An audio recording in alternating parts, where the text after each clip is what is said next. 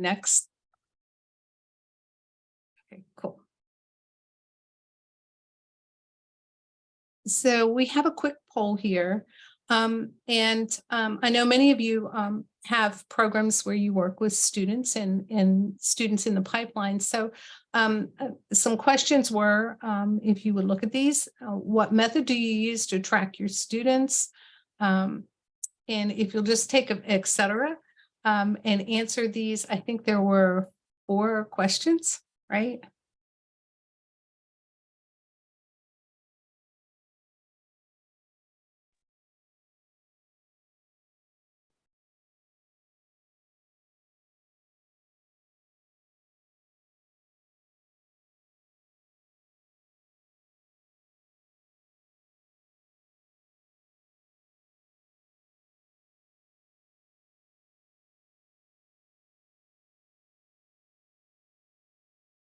I guess it is also possible that we may not have people who are directly educating students. So if that's the case, then we may not. But if you are involved in education, even for post-secondary, the second question is target populations, and post-secondary is an option. So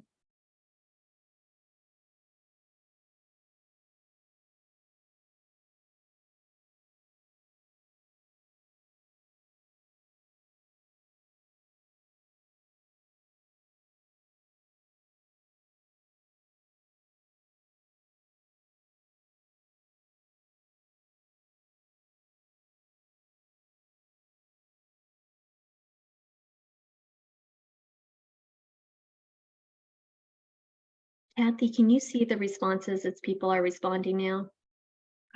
No, I can't. Oh, Pearl, I don't hear your Oh, audio. here it is. I see. I clicked on polls, right? Good.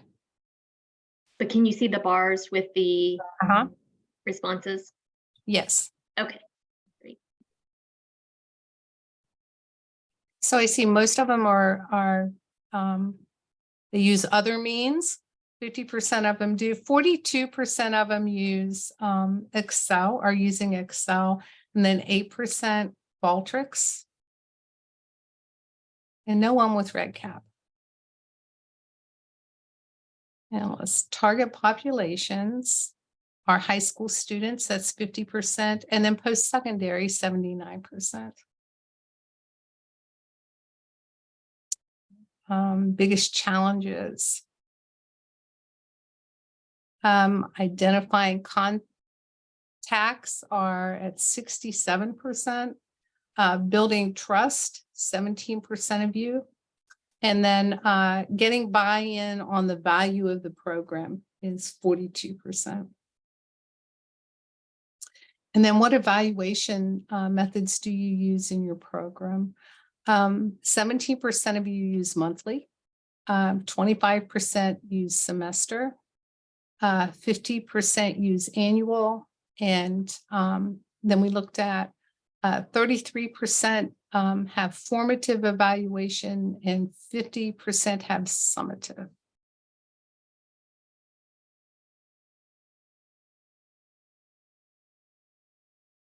Great responses.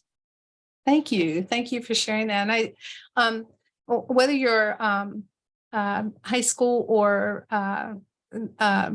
post-secondary, really honestly, we share many of the same things. And concerns, I hope we'll touch base on those and those questions that you have as we go through this.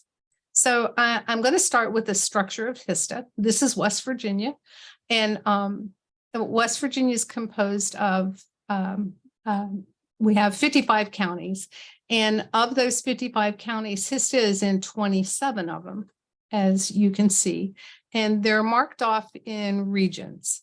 So the purple is where I am right now, and that's the center part of the state, but very mountainous. Also, the southern part of the state is very mountainous too. There's just mountains everywhere, I guess. But what we have in our region with these 12 we have 12 different regions that we are divided up into, and they're community governed. So we have local governing boards for the regions. This region has a local governing board made up of people from those counties. And then each of those regions also has a field site coordinator.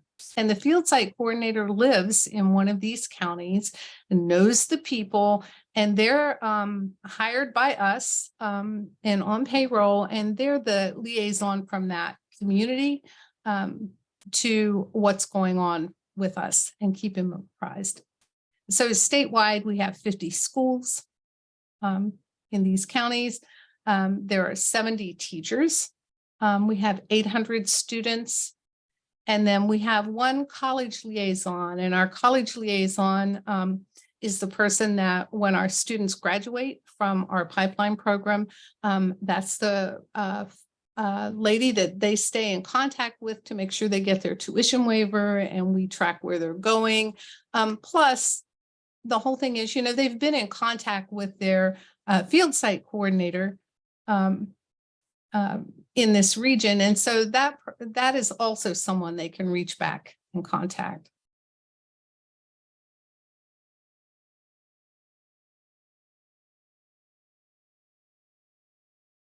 Okay. So let me just tell you the history of HISTA, give you a little bit of history. HISTA was formed in 1994 by Dr. Delisandri, who was the chancellor at WVU Medical School, and Dr. Rudy Feelick and Dr. Ann Chester. And she was really the mother of this whole program, part of their brainstorm idea. And it was to address the lack of healthcare providers and STEM educators and STEM folks, but really health at the time in the state. We just didn't have them. So this whole program started with two counties, these two counties right here. It started with McDowell and with Kanawha. So that was the first year in 1994, and they were funded by Howard Hughes Medical Institute. And there were 100 kids in the program, 50 from each of those counties. Kanawha is our capital, our state capital. So those kids had more of the urban, and McDowell is Southern Coalfield. Then the next year, Kellogg came on, and that's when I joined because I'm a Kellogg County right here. And they added the 8 counties, and we added on more kids. And then Coca-Cola came on in, and that was a funding grant also that added to this one. This one had expired, and we had this and this, and had Coca-Cola. And then in 1998, as the money started moving, we got a line item in our state budget from the legislature, and it comes from the lottery. And so we have a state appropriation, our own line item for the Health Sciences and Technology Academy.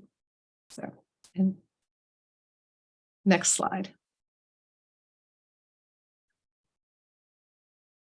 So our infrastructure, and I spoke to that a little bit, but our infrastructure is we have local boards, right? Regional boards, but we also have a state board, and each region sends 2 representatives to the state meeting, and they convene every quarter to handle any kind of issues that we have, or to approve grants and to move on through just general business of the program. But we have 159 volunteer board members throughout the state of West Virginia, and between 70 and 75 teachers. Some teachers do 2 clubs for us at the same school, and maybe on different days. So that's why we don't have 80, because we try to keep a 10-to-1 ratio. We have 13 field sites, or 12 to 13 field staff. We have 4 community research associates, and they're embedded in the regions, also here, that handle this, and then through here, because it's really populated. And they help keep teachers and field sites and students on track with their research projects. And then we have 800 9th through 12th grade students, and each student must complete an annual research project. And these are in the after-school club setting, and successful completion of the program results in tuition waivers to West Virginia state schools. So if our kids enter in the 9th grade and they remain in the pipeline, they complete their annual research project and must present it. They have to attend 70% of their meetings and do 75 hours of community service over the life of their time with us, and attend 2 summer camps. Then they receive a tuition waiver from any state funded school in West Virginia. So the next slide. So today we have 3,841 HISTA students who graduated since 1998. So it began in 1994, and we've had that many students graduate through the program. 99% of our students have gone to college, compared to 56% of the general West Virginia population that attend college. 85% of our students finish college, relative to 44% of the general West Virginia population. And then 84 of these students graduate with a 4-year degree or better. We don't discourage community college. In fact, we encourage it, just because of the remoteness and the ruralness of the county. It's much easier for a lot of our students to get associate degrees. But even saying that, 84% of our students graduate with a 4-year degree. 27% of those students go on to get a graduate degree, related to 6% of the general West Virginia population. And this is a kicker. 87% of our students stay and work in the state of West Virginia. That's just unheard of, but they do. They really do. So on average, HISTA students earn $30,000 more per year. And this was done about 10 years ago. So it's more than that, I'm sure, but $30,000 more per year than their highest earning parent. And this just goes that to show you that at this time we have 3,340 college graduates per year. And next slide. So this is just a chart showing that, but we have the HISTA students, 85% compared to West Virginia that graduate with a 4-year degree, and nationally it's 59%. In HISTA, who percent STEM, and this should be STEM M majors, and the extra M meaning medical, of course. We have 66% of our students are in the STEM or medical field, compared to 21% of the students who attend college in West Virginia, and nationally 41%. Next slide. So it tells you that HISTA was founded on the belief that vulnerable students have the potential and the desire to pursue a college education and could achieve that goal on parity with their privileged peers if given the appropriate support. And in common speak and common language, as a teacher and as a classroom teacher, these are the students that you have in class, and they have no means to go to college and no history of anyone in their family going to college. Many of their parents have always been on public assistance or work minimum wage, 1 or 2 minimum wage jobs, and college just wasn't on the radar for them ever. But these talented students are the ones that we all refer to as those bubble kids. You look out in that classroom and you just know these kids could do it.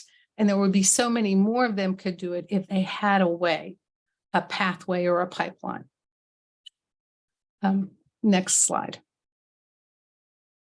So our mission statement tells you that it was to increase the number of African American and underrepresented students in West Virginia who pursue degrees in the health sciences and STEM majors, and thereby increasing the number of health practitioners and advocates in the medically underserved communities in West Virginia. And that is so important. In West Virginia, we have 3% of our population is African American. And in history, 32% of our students are African American.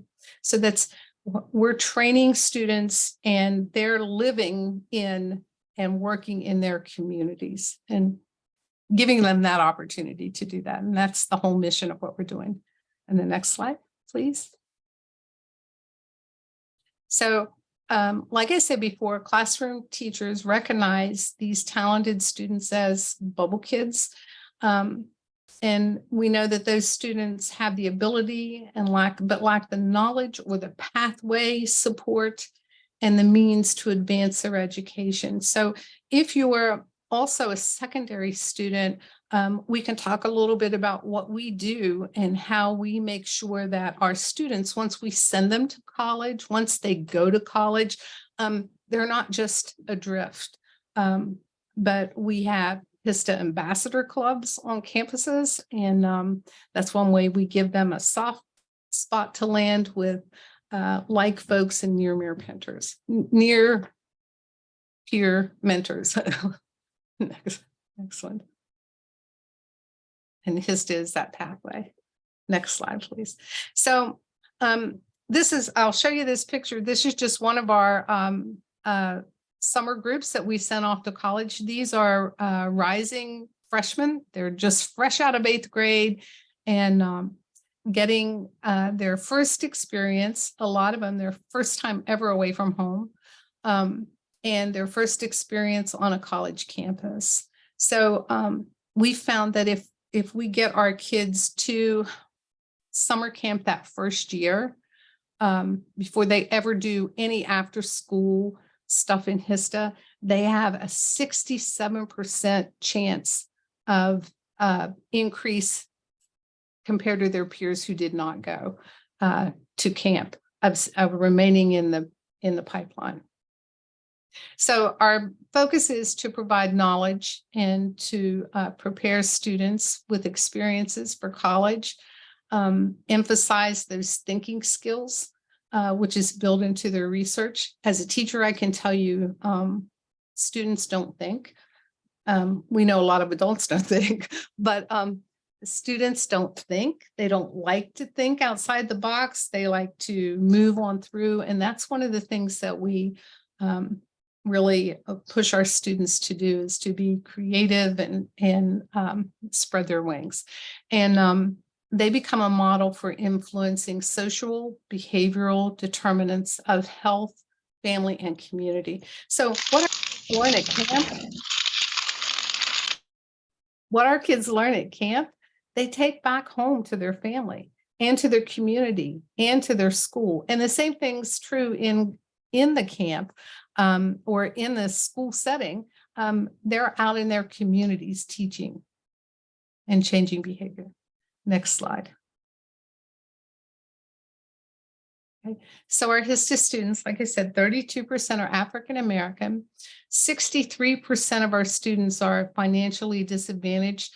Let me just correct that by saying that this is self-reported, and we know that's much higher than we get, but that's self-reported, financially disadvantaged. And we know that 73% are the first in their families to go to college. 72% of our population are female, and 80% are rural. But really, if you're from West Virginia, probably 100% is rural. And then these are 9th through 12th graders. What we also learned is that kids can reach and teach in situations where health professionals aren't invited, where researchers aren't invited and aren't trusted.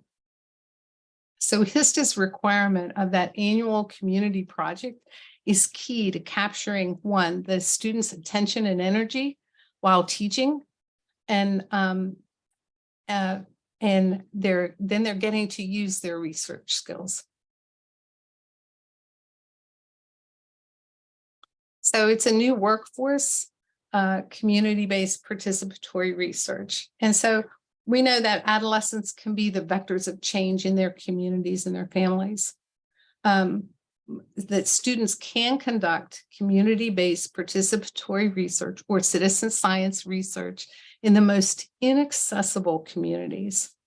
We know that HISTA families offer all kinds of new insights into public health issues. And we know that the infrastructure, we have the infrastructure in place in West Virginia. And we know it's unique, but this concept and framework are very adaptable and replicable. That's hard to say fast, replicable. Next slide. So we know our students impact healthcare disparities and they promote healthy lifestyles. So 67% of our student projects are focused on health promotions and education. And we know that the increase in community engagement and involvement in health promotion, 71% of our student projects are community engaged. So some foundations of our of the education is a process of inquiry. And so some of the projects that the kids have come up with, and we've partnered them with scientists that from across the state that want to learn more or affect change. We've done educational interventions and studies on the use of over-the-counter drugs and the dangers of over-the-counter drugs. We've had health fairs and done A1C and tested the health and looked for diabetes and teaching diabetes prevention because that's a huge health issue here in West Virginia. So is smoking and vaping, and they do educational activities and interventions with that, with school population and adult population. Vaccination was really big. And so the students really worked to see what the barriers were for people, especially taking COVID. It started with the flu vaccination. And we worked with folks from, I think it was Rutgers, and teamed with them to do vaccination study. And then later we did one on COVID and how we could educate the population to the importance of COVID. They've measured lead levels in drinking water, or aren't they, I think PFAs. I have a student that is doing a podcast now. She's in college and doing a podcast about what she discovered in her drinking water in her community, and they're expanding it. And she's encouraging other HISTA sites around the state to replicate her project. Kids always love sleep and health. We use Fitbits and raise awareness of health and sleep quality. They've done studies and interventions on teen pregnancy. Let me just preface that with it was really educational. And I will say West Virginia has one of the most open and progressive teen pregnancy prevention programs in not just that, but sex ed programs, but teachers don't like to teach it. And so what our kids did for their intervention was do a pretest about what you know about the consequences of teen pregnancy and statistics about poverty rates, et cetera, and finishing school, and then did the intervention and a post-test. Food deserts, which is a big problem here, safe walkways, needs of foster children and foster kids, because we have a lot of, I think they're called kindred or kinfolk fostering children. And then the last one, and I can't see that down there, is, I can't get that bar down. Did anybody get? Stress I'm and sorry. mental health. Oh, yes, and stress and mental health. They love stress and mental health. And um, they do all kinds of work on that. And we have them use validated surveys when they do these. And we have just a bank of validated surveys if they're doing this, and they're going to be asking questions, and they choose their research from that. Next slide. Okay. This is what our program looks like. And I can show you here that you have the 9th, 10th, 11th, and 12th graders right in the middle going through here.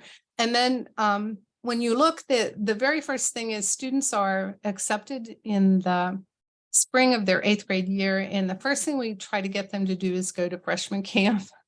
And then this is the after school program. So they'll spend 9th grade with their 10th, 11th, and 12th graders at their school site, working in their after school clubs. And then they have 3 more opportunities to attend summer camp. Remember, the requirements are they have to attend 2, but they matriculate through the program. Some students go to all 4 camps.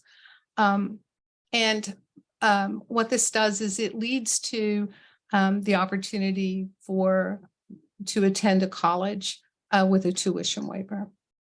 So what do these club programs look like? Well, we have guest speakers, and the guest speakers are sometimes Zoom in from universities. A lot of times they're HISTA students, HISTA graduates who come back. We'll have an MD come in and teach suturing, or we'll have a paramedic come in and explain what their job is and what it's like, or a phlebotomist, or there's just all kinds of guest speakers that are available, a radiologist, etc. At these after school clubs and programs, our curriculum has built in lots of hands-on learning activities that teach the concepts the kids are going to need as they develop this community research project. And peppered into that, we offer them all kinds of opportunities for community service each year. And those are posted on social media or announced at the clubs or sent out as a blast. And then at the end of your school year here, let's say a 9th grader, they finished their community-based research project.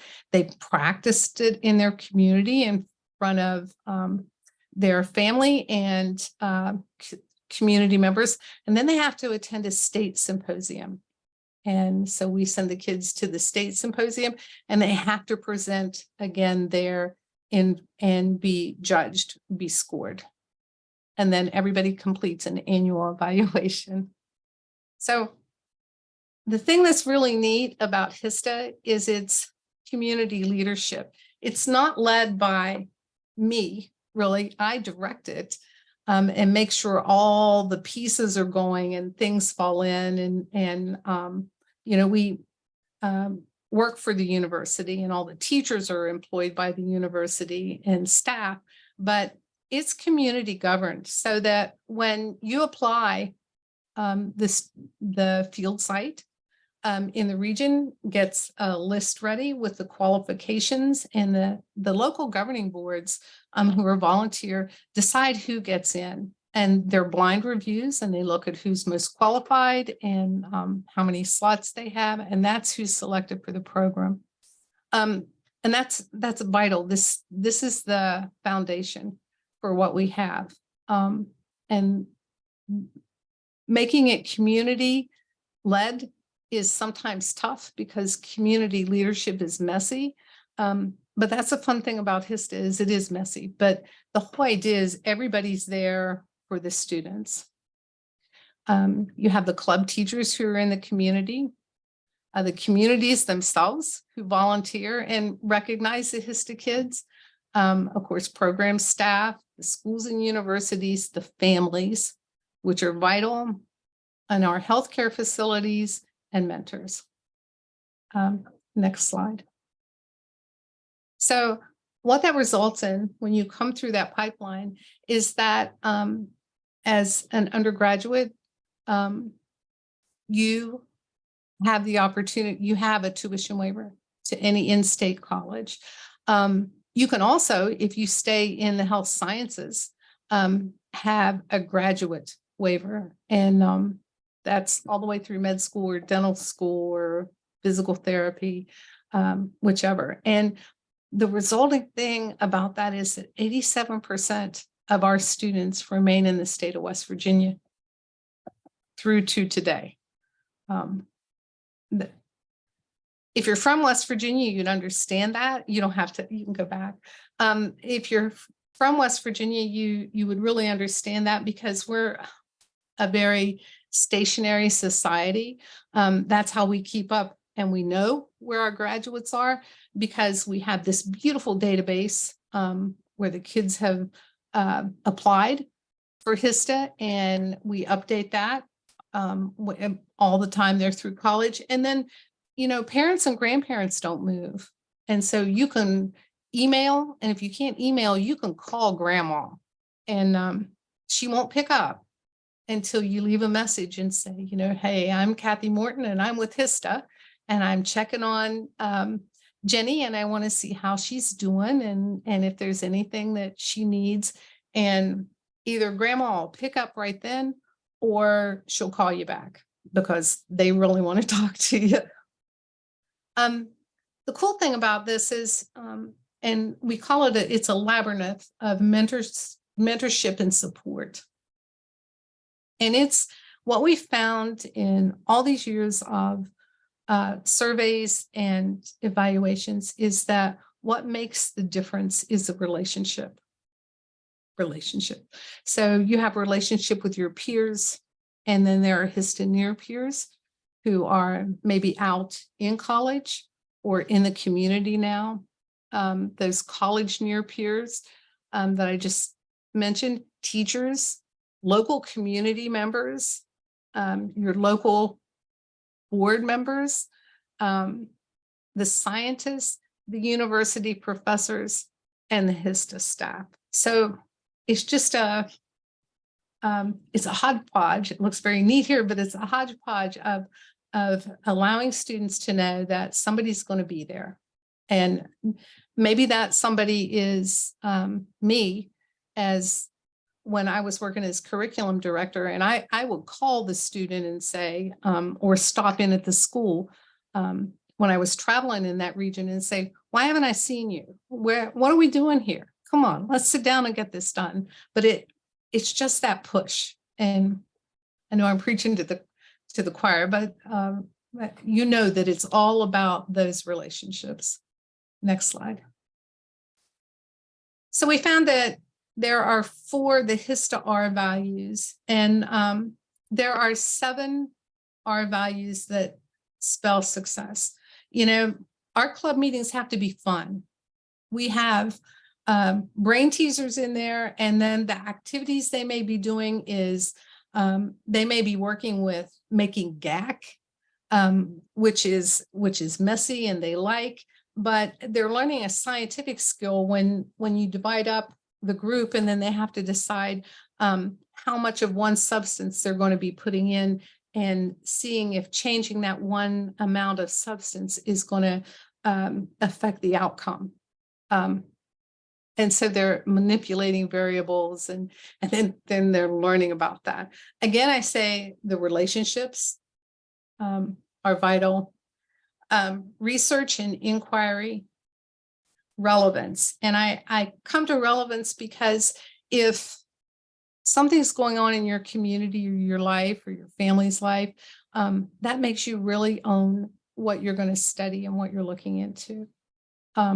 We push the rigor.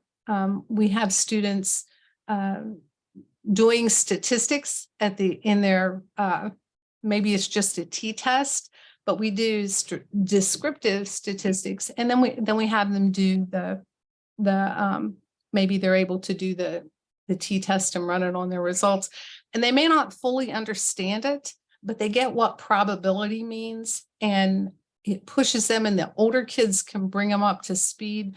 And so we do that, and then of course that comes with repetition, and then the beautiful thing is the reward. the reward of knowing that you can do it and step out of your comfort zone, but the real reward of being able to use your tuition waiver and go on to college. All right, so this is just an idea of what our club curriculum looks like. And I'll be really honest with you, when I started in 1995, they caught me running down the hall. I was junior high. Okay. So I had one boy that was getting on the bus, and I had the other boy that was a basketball player. And the boy that was running on the bus had taken just one shoe of the basketball players and was running like to get on the bus. And so I was chasing him, and I snagged him by the back of the shirt and said, "Chris, give me the shoe." And to my right was the director, Ann Chester, of HISTA, whom I'd never met, and the fellow Mr. Martin, who was going to lead our region. And they said, "Would you be interested in being a HISTA teacher?" And I said, "Hold that thought." So that's how I began as a HISTA teacher. And I thought, you know what, this would be really nice. And what sold me was I was going to get to do things that you normally don't do. And I would learn a new way of teaching. And I did. My first summer at HISTA camp, I always say it picked me up and turned me on my ear. I was a good teacher, a solid teacher, but I was a damn good teacher after I was a HISTA teacher, because I was set free. And I knew that I could really engage those kids and not be afraid to do it by doing fun things and off the norm things, but it still got those concepts across. So in our clubs, our first years of our clubs were very informal, and it was like, do something, discover something in your community. So we did well water, and we looked for cockroaches in the school. It was very informal. And as we grew, we got really into what we call the Red Book. It was RISBA's Red Book of Inquiry. And we built from it and came up with what we believed was building a good research project for this student. So our first semester, our kids learn using these 14 interactive, hands-on tiered activities that they do. They learn principles of engagement, ethics training. All our freshmen, all our students are city ethics trained. And then the lessons go for observations and questions and background research, et cetera, et cetera. And then in the second semester, and I have on both of those mentors, because we have the college near peer mentors who also zoom into the club meetings and break out into little rooms with kids if they need help. So they've done their research project and they've set it up. They're going to conduct the research, gather the data. We help them clean it. But to do something like look for patterns, describe it, and statistical analysis. And then the big one is the presentation. But this is pretty much what our club curriculum looks like. Next slide. I'm talking a lot. So the other thing that's primo here is our training, rigorous staff and teacher training. Like I said, as a teacher, I was a good teacher. I was a really, really good, successful teacher, but I did not know how to set up an experiment.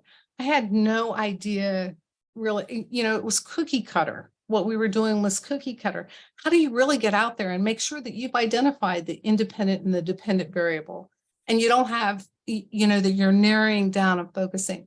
And that is something that we really nail with our teachers and work with our teachers every year.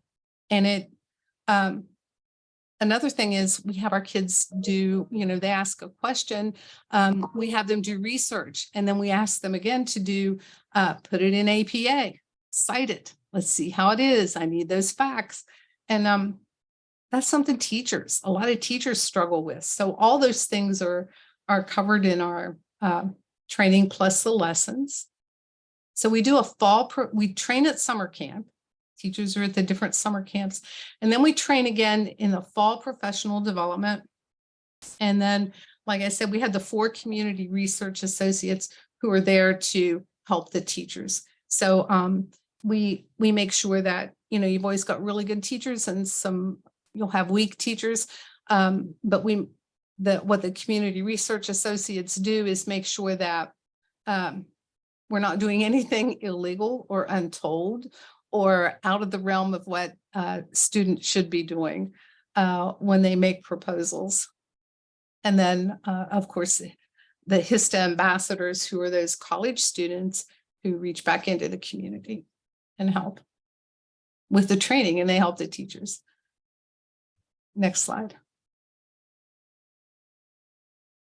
So we know that our lessons build the research project with an observation. And the biggest thing what we have to remind everybody is when you ask that question, ask yourself, can I measure it? And how will I measure it? And then making sure that once you ask that question, that your hypothesis or the data you're gathering is going to be able to reflect that, right? That it's all together. Doing that background research and learning about the sources and using viable and certifiable sources and making sure that you're not using Wikipedia when you're looking for background research. And then, of course, identifying independent and dependent variable. How you're going to measure it. Next one. So our summer curriculum is we're getting ready in July to start this 4 camps, and they're held on 5 different campuses. So we have rising 9th graders, and we have so many 9th graders that we run our 9th grade camps on 2 different campuses, one in the southern part of the state and one in the northeastern part of the state. So the travel time, because we bus everybody everywhere they need to go, and it's more cost effective. Rising 10th graders, we have so many of them attending that we have 2 camps again, one in the central part of the state and one in the southern part of the state, north, central, and southern. And then all the 11th graders that come to camp, and this year I think we have 125 coming to WVU. 11th grade camp is always at WVU, and it is the NIH SEPA funded camp. So everything we do there is through the NIH grant that we have through SEPA. And it is the 9th graders do fun with science and just learn about all different kinds of science and careers. In 10th grade, it's more of a themed camp, but everybody does the same thing, like it's neurobiology or addiction using Drosophila, or the one camp's going back to forensics. And then of course, 11th grade is the biomedical camp. And this is different in that the students are divided up into groups of 12. And they work specifically that whole week with one professor and become very content enriched on what's going on, and leave with a project that they can, they're a step ahead. So they leave with a project that they can implement in the fall. And then our rising 12th graders, we used to offer a statistics class for college credit. We found out that we have so many dual classes now that a lot of our kids are getting bumped out of being able to take electives. But we also found that our students' math skills absolutely stink. So rising 12th graders do an SAT math camp and college readiness 101, but they work on SAT math skills and being able to bring up those scores. And the next, and it's at WVU too, then the next one. So I wanted to talk to you if you were interested in using this framework or seeing yourself building something like this. you won't have 800 kids, and you won't have 75 teachers or 72 teachers. You'll start very small, just like WVU did and HISTA did. And we started with 2 counties, and you can start with 50 students or 100 students. Alabama is starting their 3rd year of University of Alabama, their SEPA grant, and they proposed a HISTA-like program, and we're mentoring them through that. Theirs is for nursing. They want to increase the number of nurses and nurse practitioners. So that's what their pipeline program is. They have 50 students and they're in 2 counties. So it's very doable. The key is 1 teacher per 10 students for each club. And that's, again, that mentoring, hands-on mentoring, and then getting them to summer camp. So when you're looking at costs, I'm sorry, that's my dogs who hate the mailman. The costs are the salaries. So if you're going small, when HISTA first started, we had 2 college professors. They were almost like Cheech and Chong. They were so cool and so funny and so into it that, I mean, they weren't stoned all the time, but that's who they reminded us of, and very engaged with the students and the teachers. So the cost for that first camp, that first year was the summer camp. You buy out their, of course, time of the college professors for the 2, paying the teachers, hiring a field site or field site coordinator who lives in the community, or a program director. When HISTA first started, they had 1 program director. And then they saw the need as they grew to get the field sites out and into the communities. You need the supplies. And then another big expense was the travel to camp. Next slide. That's Laverne and Shirley, by the way, my dogs. So I put this in here because I wanted to just show you, this was a competition that these students competed in the summer. And these kids are rising juniors, they're juniors in high school. And so they were at WVU, and the little fella in the middle had his grandmother's house robbed because she had prescription drugs, opioids. And that was during the crisis at Nova, obviously, in West Virginia, but that was just during the height of the crisis. And they knew that she'd had her hip replaced, whoever did, and they came in and they robbed her house. And she was no longer on the opioids. That was just it. They were just, you know how a grandmother is, and they'll just keep him in the closet. So he was very, very upset with that. And she didn't know what to do with him and didn't know how to throw him out. And that's why they were still there. So their project was, they wanted to know, if they surveyed the community, what do you do when you have any kind of prescription medication and you don't want it anymore? How do you get rid of it? You know, you shouldn't flush it. You don't want that in the water system. How do you get rid of your drugs? And what do you do? And they found out that people didn't know. And so this was before they had drug drop-off boxes in the state of West Virginia. And it just kind of snowballed that into happening. But what the kids did was they met with the sheriff and the principal of their school and the health director. And they talked about how do we fix this? And they went to the drugstores and said, you know, hey, can you guys take back the drugs that people don't want? And of course, the drugstores didn't want to do that because they were getting robbed too. So they went to the sheriff and proposed for him to see if they could figure out a way to do the drop-off box.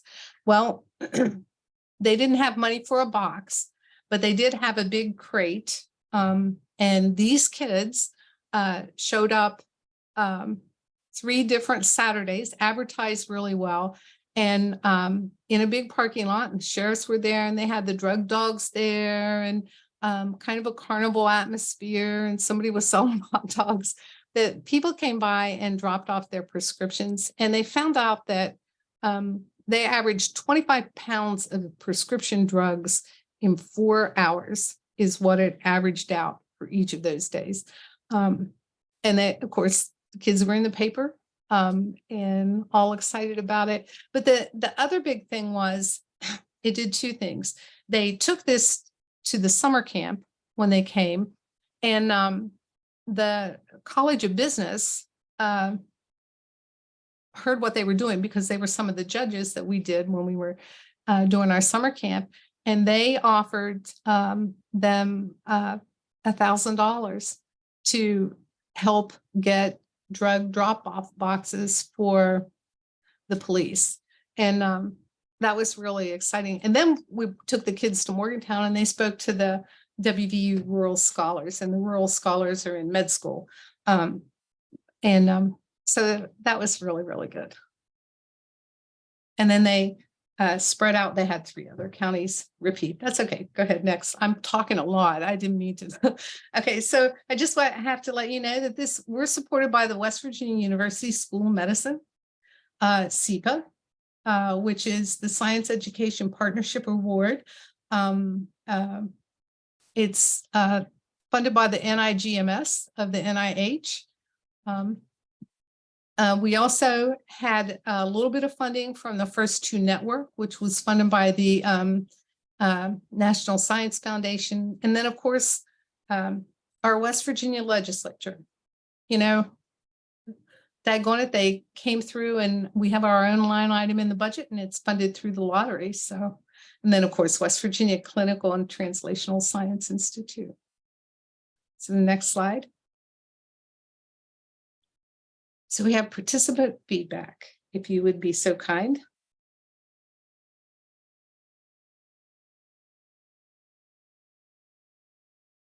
So if everybody wants to take the poll quickly, then we'll stop recording and we'll open it up for questions to Kathy.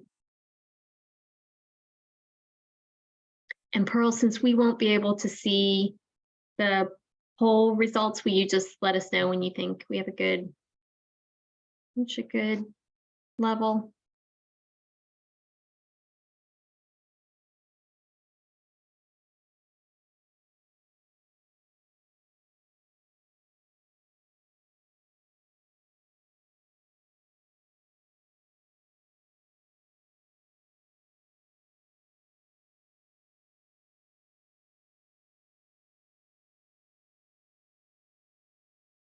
Kathy, one question that I have for you, thank you so much for presenting to all of us today. How quickly did you grow from 1 or 2 counties or 50 to 100 students to the current size? Did it take 10 years and do you continue to add sites? Yeah, it was gradual. They started in 1994 and then with 2. And then the next year they got the Kellogg funding. And so they picked up 8 more counties, which grew really fast. But then, we haven't added any more counties or regions since 2007 until last year. And we had funding to add 1 more county, which we tagged on to a region that we already have. That was the one. So we didn't have to come up with infrastructure and a field site coordinator. They just are part of that region now. So great. Are you missing any big sections of the state, or do you feel like you're covering major? No, we're missing a lot of the state, and I just field 2 letters today. Of course, I was on vacation, but I had 2 letters today about clubs and schools wanting to be a part of HISTA and be able to offer this to their students. And, it all comes down to money. And that's the sad thing. And the other thing is it comes down to money, and it's difficult to get in our legislative climate. You just don't want to rock the boat. And so I think that they're really flush with money, but I don't know that this is a priority. Yeah. Okay. All right. Well, thank you everyone for completing the poll, are there questions for Kathy that people have? And we're going to stop the recording